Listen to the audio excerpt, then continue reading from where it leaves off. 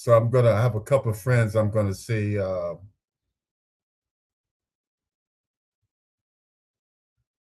Yeah, well, I'll I'll see if I can have one of my friends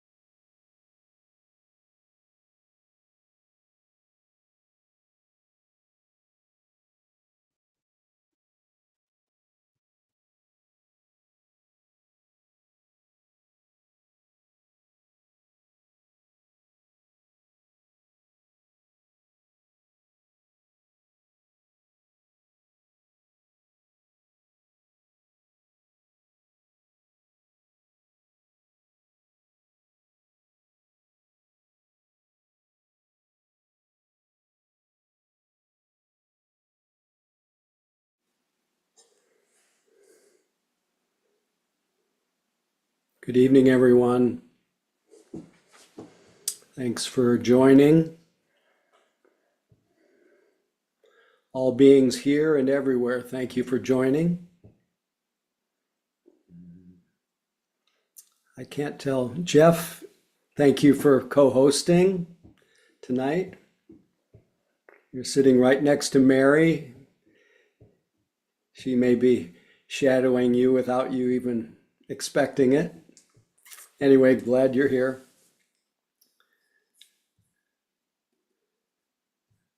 We'll wait just to, well, actually, we have over 30, so we can start to say hello to one another.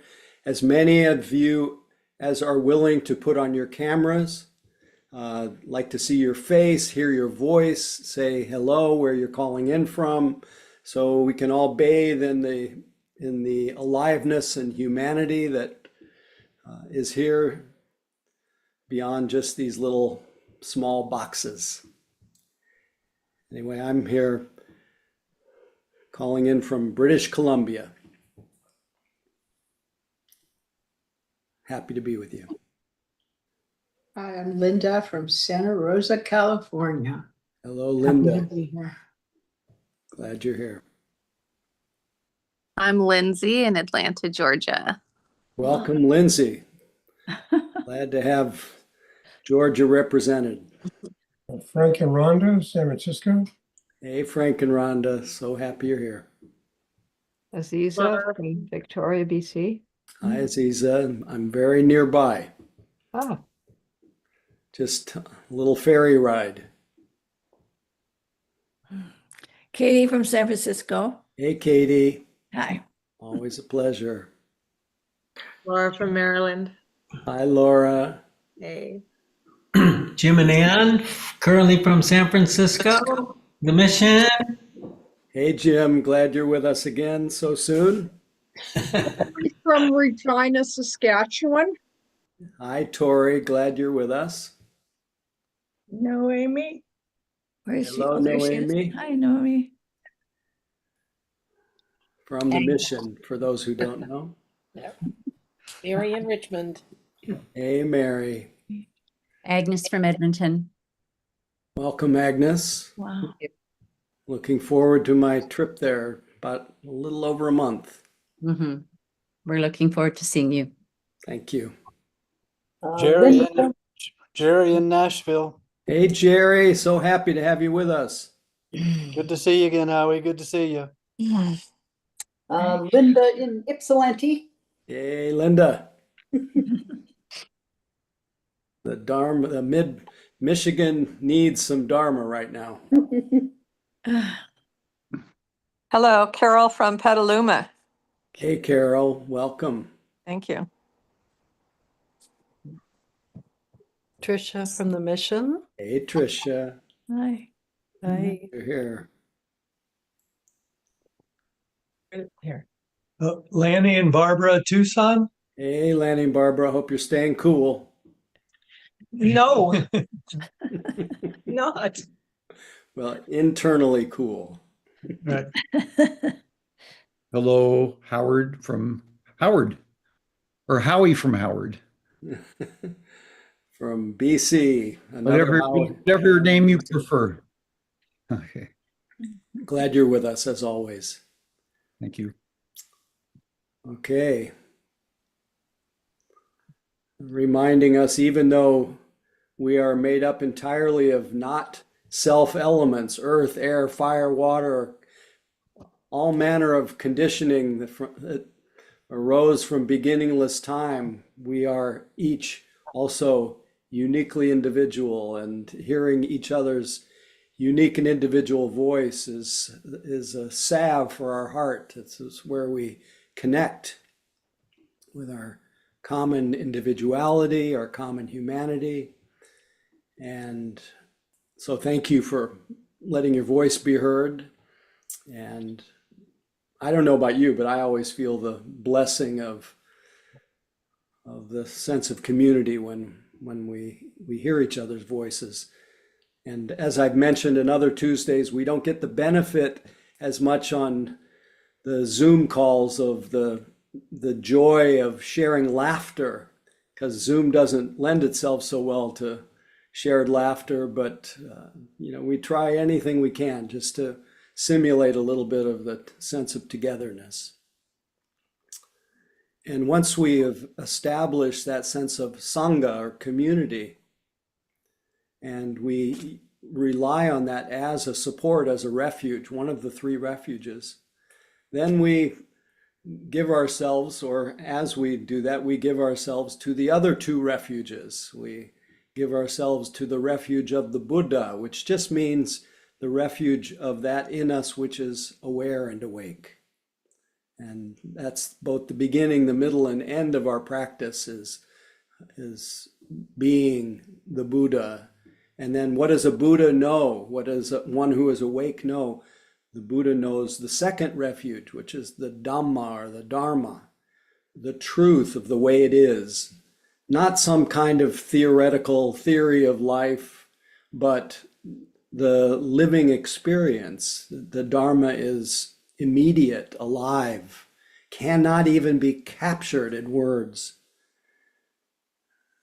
And our practice this evening, every day, anytime we practice, is a reminder, a continual reminder of these three refuges. And so tonight too, we start with the what Suzuki Roshi calls the ultimate fact, is that you are aware, that you are awake here. Not somewhere else, but here. Not yesterday, not tomorrow. These are all imaginary. But we are awake here. And this is the Buddha. So we start with letting our eyes closed, and we stop swinging our arms, we stop swinging our legs for a little while, stop moving. We let our eyes close softly.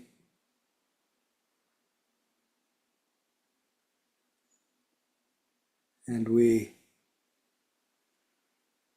just connect with that simple fact that we are aware. And that awareness,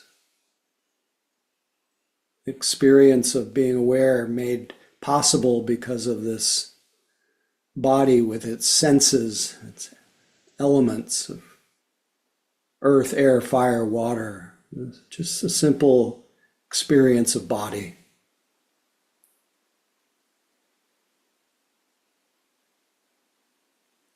And as I'm often reminded when I experience the sense of being aware and feel it so intimately connected to this body, I lose the sense of there being a dividing line between awareness and body. And as the dividing line melts away and there's just, in a way, the body's experience of being aware, there is a natural settling, stilling, a natural emptying of our previous obsessions and worries and preoccupations. And there's a filling of the space with this experience of sitting. And not the idea of it, but the felt sense of sitting. Felt sense of this stilling body without trying to be still. And a felt sense of the nature of the body experience, which is to move, expand and contract as the body takes in its and releases its life breath, that shared nutriment that lives, that breathes inside of you and breathes inside of me. We let go of all those ideas and we just feel the body's experience of expanding and contracting. And the feeling of flaring, if we feel the breath most naturally at our nostrils or past our upper lip. We feel the chest rise and fall, or the belly rise and fall. Or feel the whole body expand and contract as the body breathes. And we let this breathing body that's breathing all by itself, we let this be our anchor, because it happens here, it happens now. We let this be our anchor to this living present, which is so different than past and future, are just mental. So we sink into this experience of present time, breath and body, feeling that touch sensation wherever it's most obvious.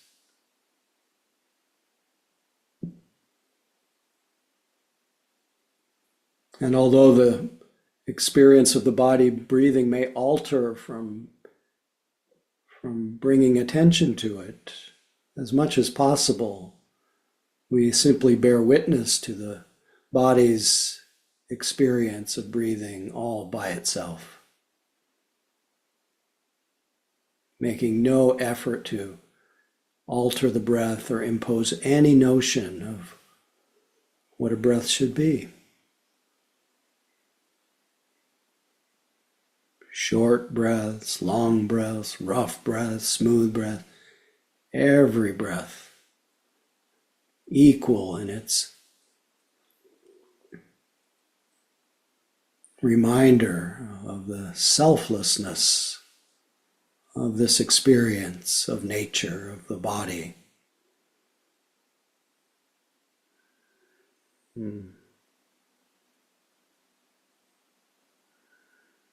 Reminding us of the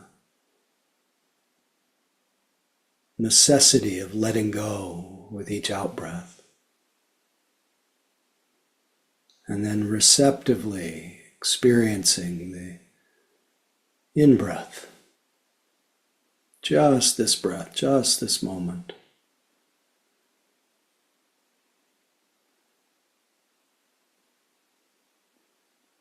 Not letting our attention leave this physical experience.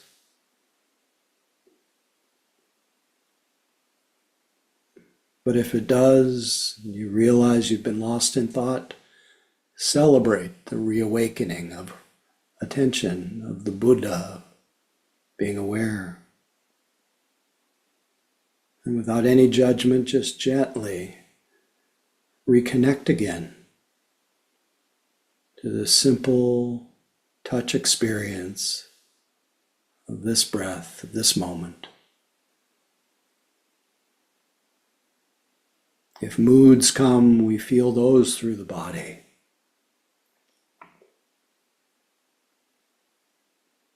If sounds come, we experience hearing. Other sensations, we feel them. And if thoughts and images come, we simply notice them. It's another aspect of nature, like clouds.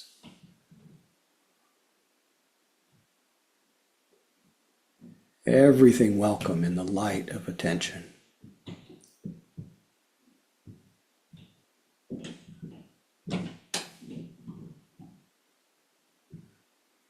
Just being aware, awake, supported by the touch of the body, the intention imbued with a welcoming kindness. Just this moment.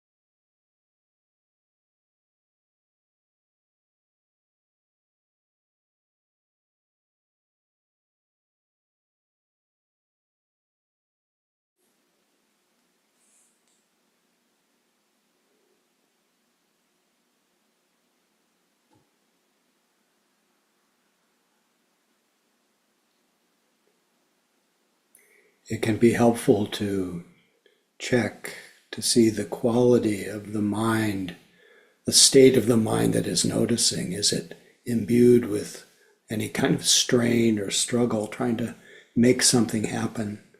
This will cause tension. Is it imbued with resistance or contentiousness? This will also cause tension. And is this noticing being personalized, referring everything to the sense of me? That will also create tension.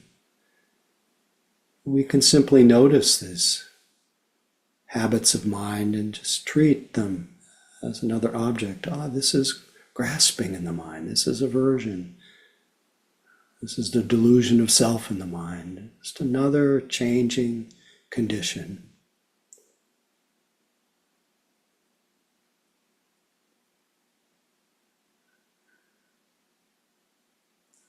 So these qualities of mind will self-liberate once they are noticed. But unrecognized, they can cause us a lot of stress and tension. So just be aware of Buddha, awake, knowing the Dharma, the soft, kind, interested, continuous attention.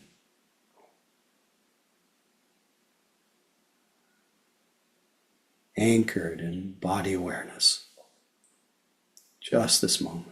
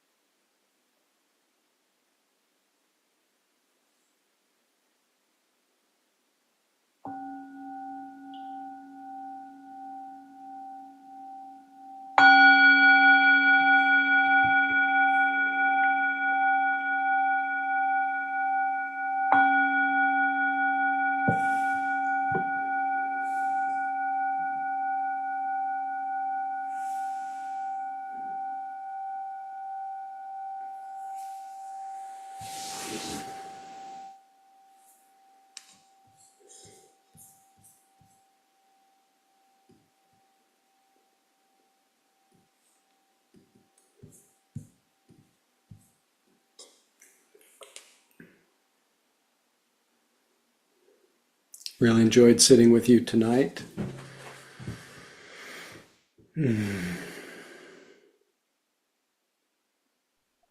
Thank you. You as well. Thanks for having me. Sorry, I was late. No worries.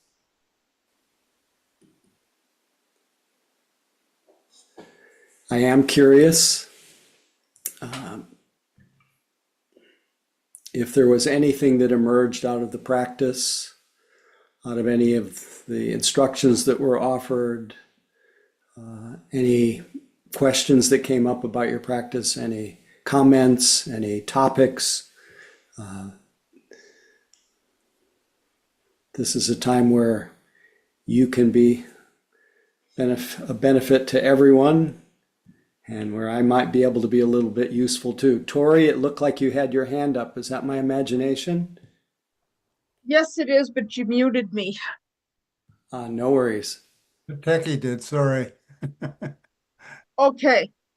Well, I just wanted to tell you anyway, not during this meditation, but during a couple meditations in the Regina community, I've had something really disturbing come up. I've been contemplating violent behavior during my meditations, and I don't know if this is the right practice to be doing right now. I work in a very, very toxic place, and someone brought up something that really triggered me. There was an incident of violence, and that triggered me into thinking maybe I should do something violent towards my students. And unfortunately, I talked myself out of it and said, is this worth losing your freedom forever and ending up locked up in North Battleford in the insane asylum? I sure hope not. It wouldn't have been good. And the second time I got really angry towards a con artist and contemplated them dialing violent deaths and everything. And I apologize that I brought this up, but this is deeply disturbing for me. Nothing came up during my meditation tonight, and I think because it was air conditioned, it was a calm place, and it was in my home, and I felt a lot safer here. I think partly maybe the trigger might have been the fact that the meditation hall wasn't air conditioned, and I think that might have been very, very triggering for me. Yeah. So sorry you experienced disturbing thoughts. The good news is that you notice them. The second part of the good news is they're just thoughts. They are just mind moments, and they have no real substance at all. They do speak to underlying tension, underlying stress, maybe the remnants of past trauma. But nevertheless, when you have thoughts like that, they're just thoughts. And the fact that you notice them already was a wholesome and helpful influence in your experience. May not have felt it at the time, but the fact that you can even talk about it now as these thoughts coming unbidden already suggests you have some understanding that these are thoughts. And a thought of yourself, a thought of that person, a thought of what you went through are just thoughts. They don't have any real substance to them, although they do register they register in our nervous system as very unsettling.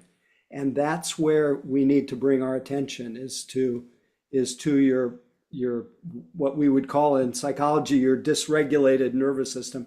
You want to bring the moment you see that, you want to bring as much kindness as you can, as much soothing and caring as you can. It's very easy to turn outward and start to think that you need to do something or undo something, but what's really needed is just calming and settling and caring, which is what you're doing. Sometimes we're not able to sit with the upset, and sometimes it's helpful to move, or sometimes it's helpful to put our attention on something external that we can bear, something that's actually maybe makes our heart a little happy. just to remind us that the whole world is not this series of disturbing thoughts. I chose a positive thing to do on the weekend. I chose to register for the Fringe Run in Saskatoon, and then I'm going to go to the Fringe Theater Festival after. Great, great, great, great, great. And in the meantime, it's also useful to really connect with nature wherever you can. Just the smell of summer is filled with flowers and green of the trees and things like that just remind you you're connected with something bigger than just the thoughts in your mind. Okay. Anyway, so sorry that you had to go through that, but things like that pop up. I've had lots of, during long practice periods, I had lots of homicidal thoughts that just came out of nowhere, and it was interesting because at least when you don't need to hear about me, but when it came up for me, I said, I'm not so different than at the time of those long retreats, there were people in the public eye who that people would project all their negativity on, people who universally were reviled. There are those beings these days as well. But I realized when I had these things coming into my mind that I was really not so different than those beings who I would habitually rail against and think were terrible. We all have wholesome thoughts. We all have unwholesome thoughts, harmful and very friendly and helpful. And so we try to see them all as, in a way, as just thoughts. Anyway, Thanks. Good luck. The whole group, I have a feeling, is holding you with loving kindness right now because you've been through a lot. Thank you. Pleasure. Anyone else? Please feel free.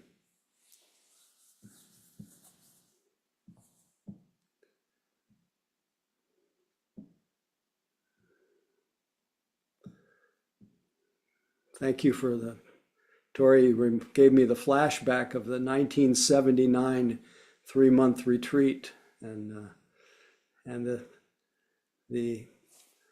person at the time that the world was projecting on was the Ayatollah Khomeini. And I said, I have an Ayatollah Khomeini in me. And that was very useful to see.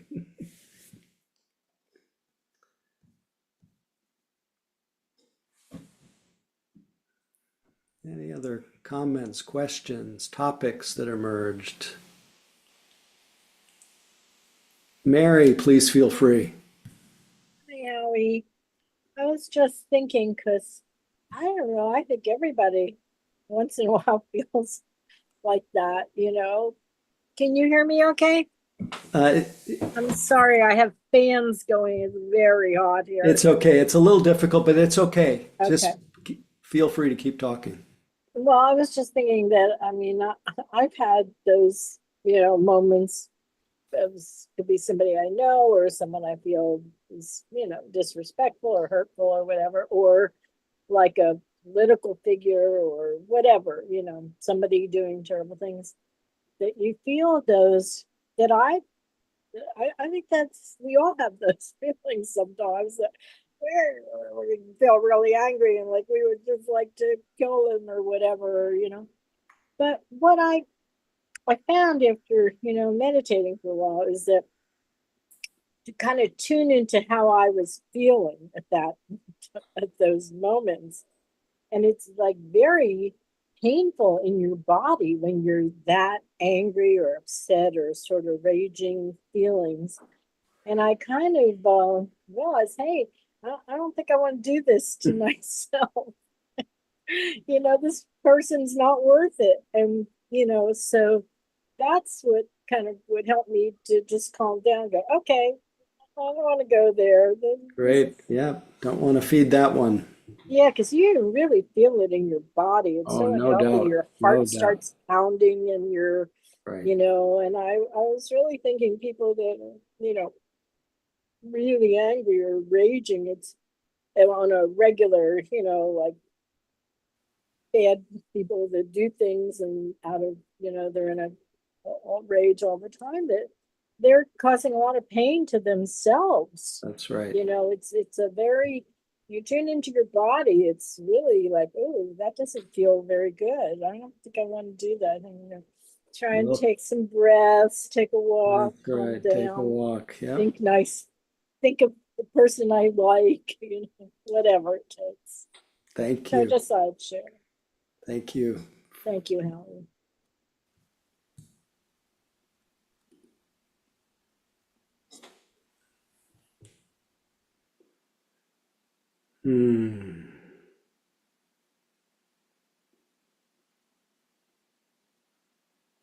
Last call. Please feel free.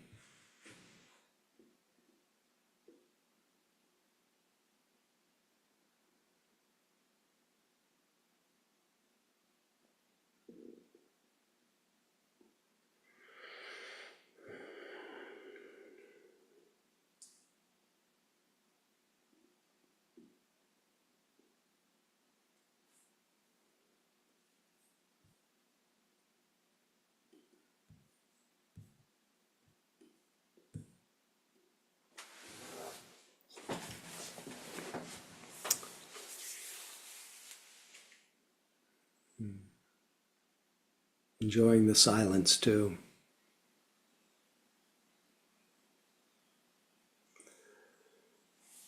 So today, well, actually, before I launch into my stray thoughts, I wanted to acknowledge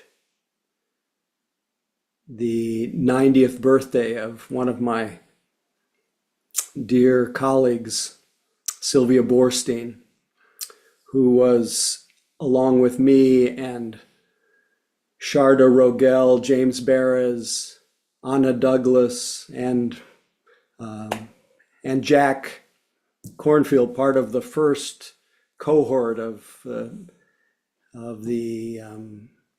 Spirit Rock, before Spirit Rock was there, but the first cohort of teachers that were part of Jack Cornfield's teacher training.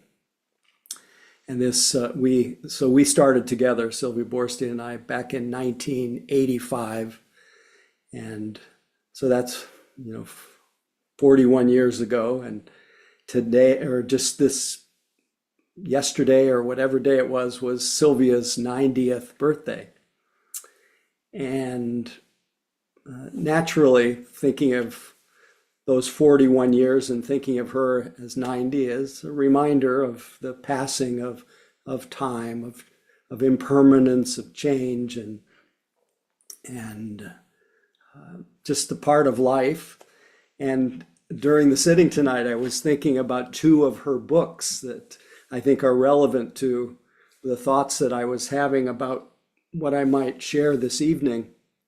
And she's written many books. She's prolific. She's just a fountain of spontaneous sharing. And most of her books are just her kind of speaking from the bones, just writing down what comes into her mind. She's just a master storyteller. And two of her books came to mind. One of the books was called It's Easier Than You Think. And it points to the accessibility and the simplicity of, and the accessibility of the freedom and greater ease that comes from our capacity to be aware, to know what we're doing when we're doing it, to know what's happening in our mind, in our body, internally and externally.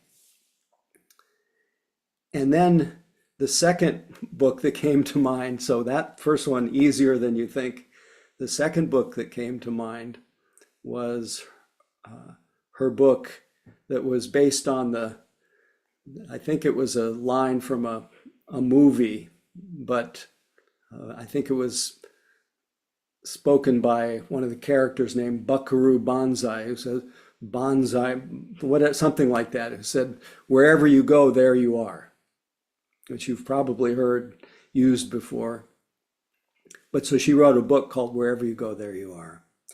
And that book, that title, points to whatever it is that's going on. And this is to you, Tori, as well. Whatever it is that's going on, there you are. But when we say there you are, it doesn't mean the you as an idea, as a memory, as a story. It means the you that is closer to you than any idea you could ever have.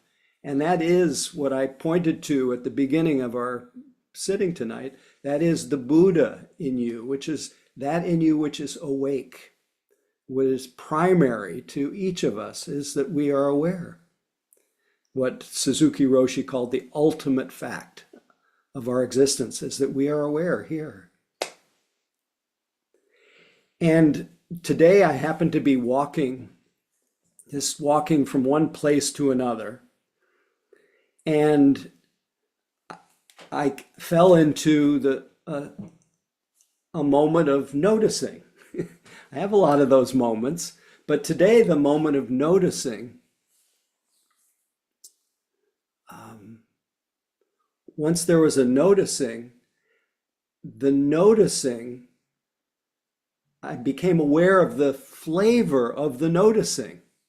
I don't know how to say this so easily, and I tried this out on my wife and Annie, and she felt the meaning of what I was trying to express, but I'm not sure you will. But there was this moment of noticing, and then the noticing that the noticing was still. And yet what I was noticing, what was being noticed, was the movement of life.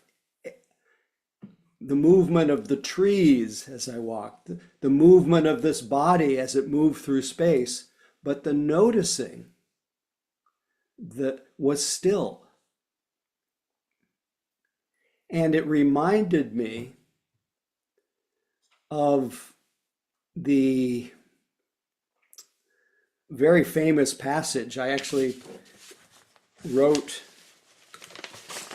down some of a few lines from this famous passage from the long poem by T.S. Eliot called The Four Quartets, where he talked about very loosely the still point of the turning world.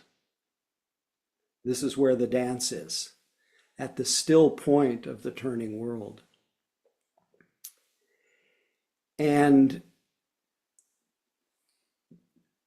I realized that being able to connect with this still point in the turning world, well, it reminded me that stillness is always available.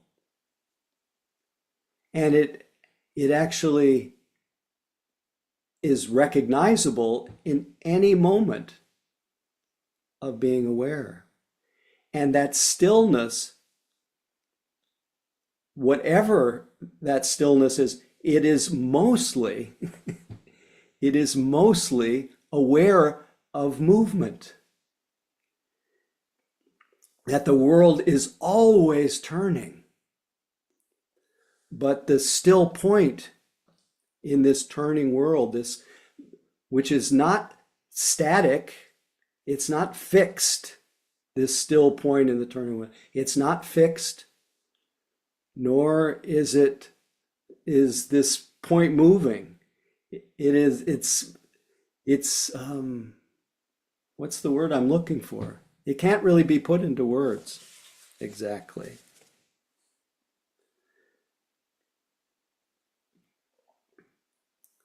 But really, why I'm sharing this tonight is as an invitation for each of us to recognize this still point in the turning world, to notice that you are noticing right now, that you are aware, and notice that the quality of that awareness, the fragrance, the flavor of that awareness is still.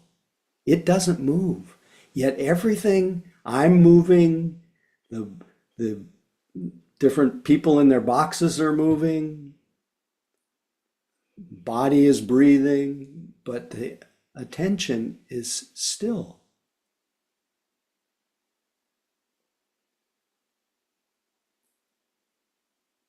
And to know that this is accessible, to know that right in the middle of this mad, challenging, moving, ever-changing world is, in a way, it's one and the same as I go to the Buddha for refuge. I go to that in me which is awake. And what is awake in me right now, just being aware, has a quality of stillness to it. Look at anything right now and notice what is looking is still. What you may be looking at may be moving. I also took a little rest today for just a few moments, and I happened to have a lovely view out the window of where I was resting. And this was kind of staying with me, this sense of the still point in the turning world. And there was such stillness, and yet the trees were rustling and everything was moving. And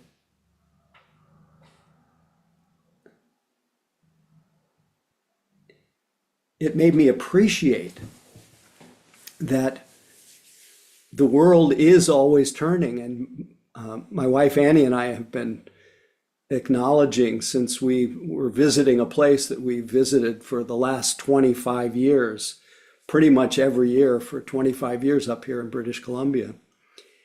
And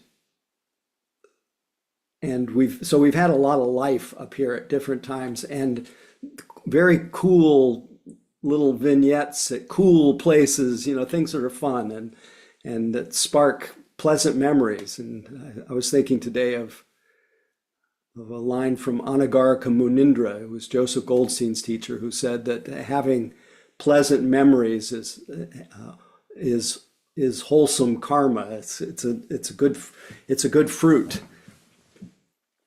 So I felt very happy to have these memories, but we've also had these, at least I've had these moments of kind of bitter sweetness of seeing some of the places where we used to hang out are just gone now, and that things change all the time.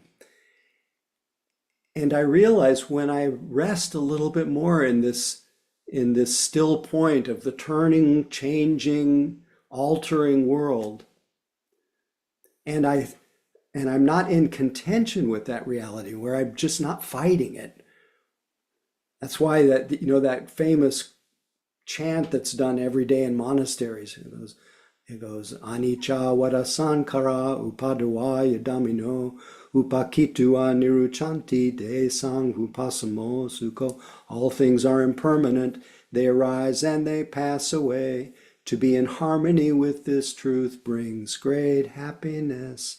I wouldn't call it great happiness, but I would call it, when there's a cessation, with that stillness comes a cessation, a fading away of the reactivity in my mind.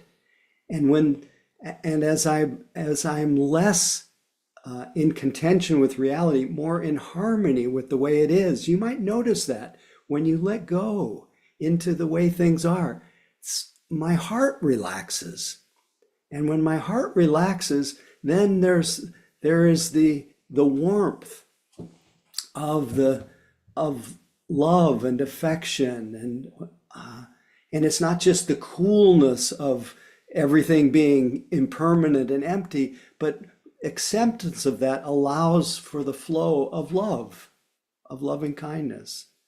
And it's as though I'm back into my availability again to you, to whatever's needed. And I'm just less, excuse the expression, less pissy. because for at least for a moment, I'm not fighting with reality. I'm letting go into the stream of change.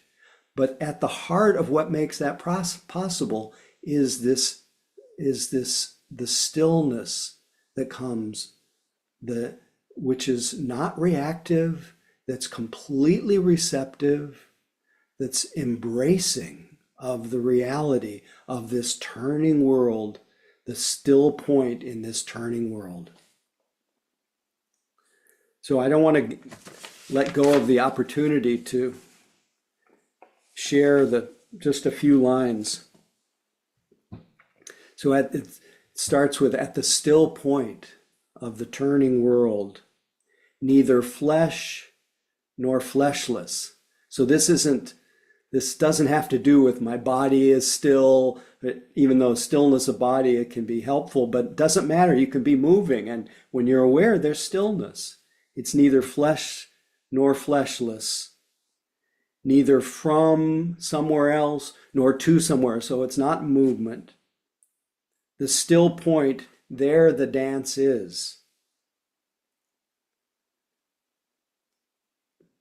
But neither arrest, nothing stopping, nor is there movement, neither arrest nor movement.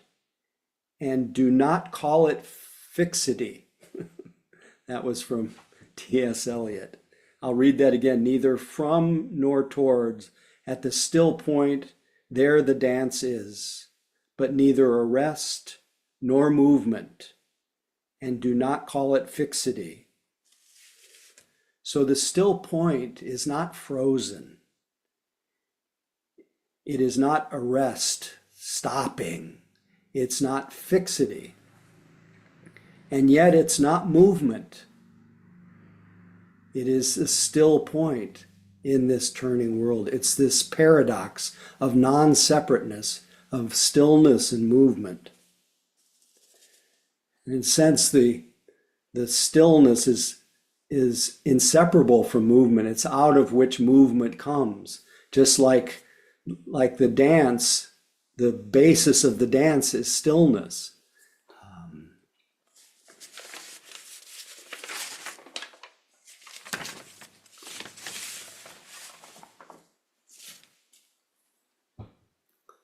So the quality of this mind, I alluded to it before, but the quality of the mind when we are aware and aware of being aware is a quality of being unobstructed, kind of open. There's no doing involved. There's no person involved. There's just this knowing.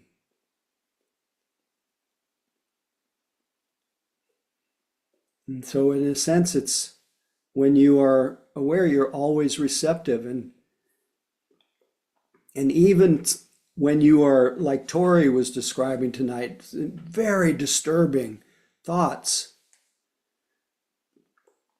that quality of noticing, and that's what we develop as in our practice. That's what we awaken to. That's what the Buddha awakened to. It was that still point of the turning world. There's no separation between this. It's not a still point. It's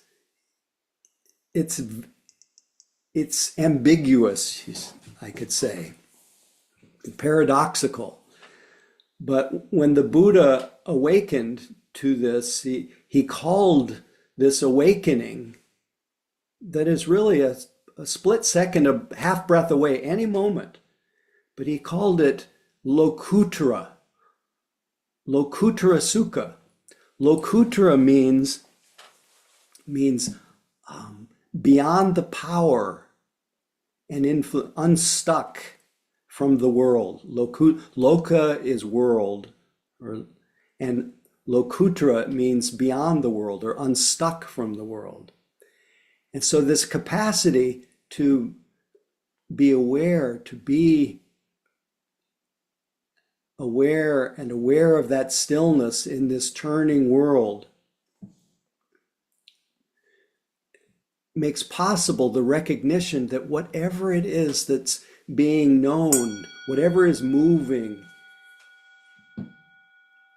in awareness is that the Buddha in you is untouched by whatever is visiting. This is why Suzuki, or not Suzuki, Ajahn Sumedho said, what distinguishes a Buddha from an ordinary person is a Buddha knows that whatever arises fades away, and they are not disturbed by those changing conditions. And an ordinary person, that's really the difference. What Buddhas know is that what things come and they go, and they come and go by themselves. And they are not disturbed by that changing.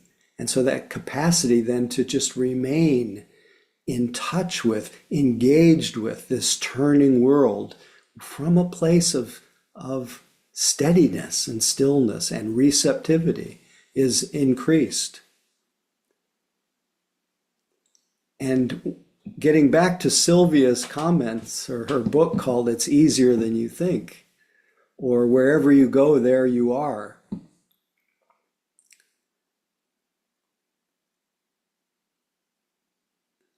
Even the Buddha said after his awakening, he says, I didn't gain a single thing. But what he removed was the confusion, the misunderstanding that there is something in this world, this moving world, that can be held on to, that is solid, that is permanent. He let go of that. And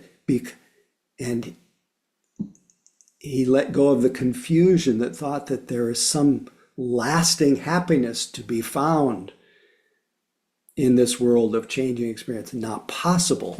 Everything is marked by unsatisfactoriness. And he saw that any idea of oneself is just an idea, and that there is nothing in this mind and body that is a permanent, unchanging entity that we call self.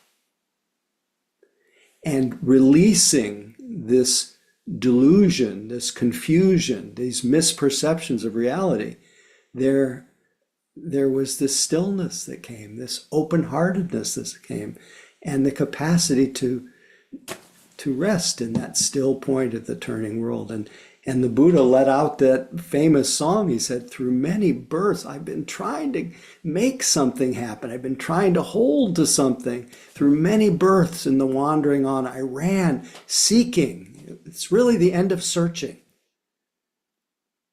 One of my teacher, Punjaji, there was a whole book written about him, and it was entitled Call Off the Search. So what I'm actually suggesting tonight is that your very practice of meditation is not a practice of searching for something. It's a practice of finding that still point in the turning world. Or as Dogen, Zen Master Dogen put it, meditation is not a means of awakening, a means of enlightenment, but it is enlightenment itself. It's simply being aware of the stillness of awareness in this turning world. And that letting go into that stream of change, as I said before, something in us relaxes. When something in us relaxes, our heart is more open. And when our heart is more open, we have much more capacity to deal with the con man, that Tory. We have much more capacity to, like Mary was saying, seeing that the people who are walking around causing harm, they're really suffering. And when I'm walking around causing harm to myself or to others, I'm suffering. and our capacity to meet the world with compassion just increases. So anyway, getting back to the Buddha's utterance, he said, through many births and the wandering on, I ran seeking, but not finding the maker of this house. Oh, house builder, this mind that just keeps creating a me that's going all the time. He says, oh, house builder, you've been seen. You shall not build a house again. You're not building somebody who's moving. That's moving. He says, you shall not build a house again. Your rafters are broken, your ridgepole destroy. He said, my mind has gone to the unconditioned, which means this quality of stillness in the midst of this turning world is unconditional. It's closer, it's easier than you think. Wherever you go, there you are. Tune into this moment of being aware. And this is what oh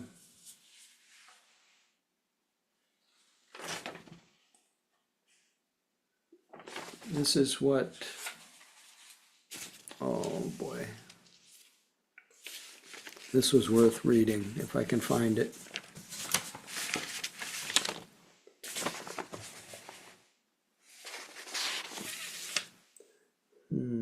Oh, here we go.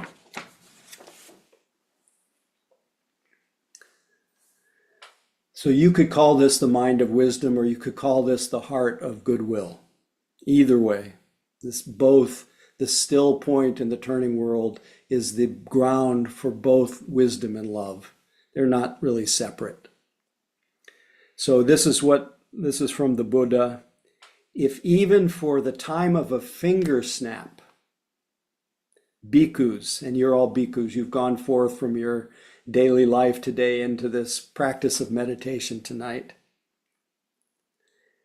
If even for the time of a finger snap, bhikkhus, a bhikkhu pursues a mind of goodwill, they are called a bhikkhu who is not devoid of a well-collected heart and mind, who complies with the teacher's teaching, who acts according to their instruction, who does not eat the country's alms food in vain.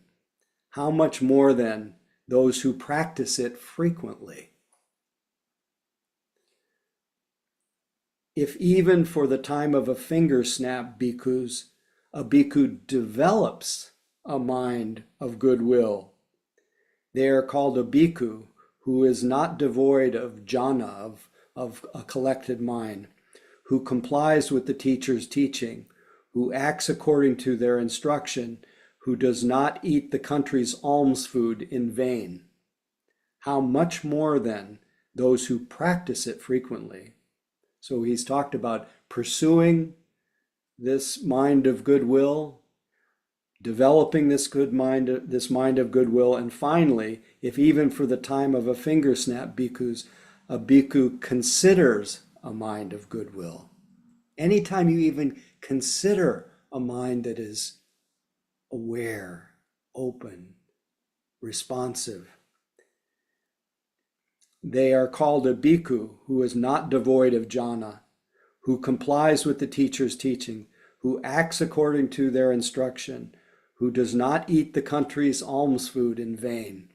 How much more then those who practice it frequently? Those who practice it frequently.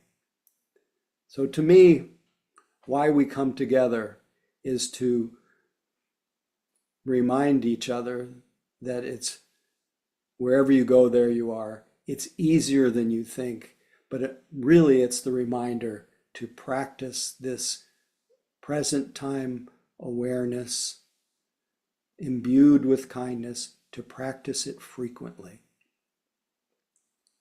And so that you can resonate with this expression at the still point, this line from the poem, at the still point of the turning world. This is where the dance is. So may we all grow in awareness. May we all touch that still point. May we all welcome the movement of life, the joys and the sorrows and the changing conditions. And may our practice tonight and every day of our lives be dedicated to the welfare and benefit of each other and all beings everywhere. Thank you for listening. And Jeff, I think I'm passing it on to you now if you have any announcements, and hopefully the rest of you will stick around for a few minutes. Hi, just two short things, and you can look in the chat and also your invitation afterwards. This gift of this Sangha relies on the practice of dana, and so please take that into mind and to see how to do that. Look in the invitation you received for this meeting. And then secondly, the announcement for happenings that are going on are the same as last week. They are coming up. Moving my mouse. Oh, there we go. So this August 22nd is the day that we have out there that's planned for half-day retreat with Howie, hybrid registration coming soon. And then secondly, the close, but it's good to be aware that it's already filled up at the Labor Day Insight Retreat on land at Spirit Rock Meditation Center is occurring September 2nd to September 7th.